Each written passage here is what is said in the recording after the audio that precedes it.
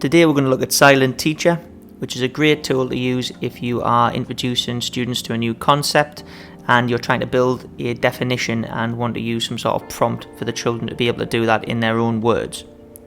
Let's take a look. In this maths example, I've prepared the board with a mixture of lines and I want the students to focus on the concept of parallel lines. And in particular, I want them to get to the point that they know that parallel lines will never meet. So I'm going to ask them to be really silent and focus on the board. I'm going to let them know that I'm not going to be talking during this as well, but we will ask questions at the end. I'll then go to the board and just circle examples of parallel lines.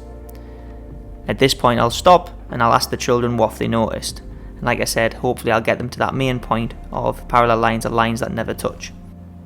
Now obviously it's not just maths in which we can use Silent Teacher, so I've got a literacy example and a science for you as well.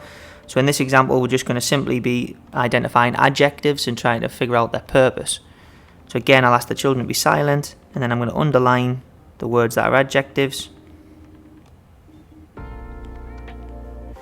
And I'm going to ask the children, what do they notice? What are these words doing?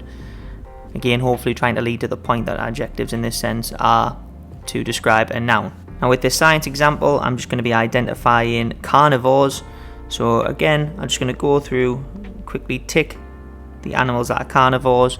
Then I'm going to ask the students, what do they have in common? What do they know about these animals?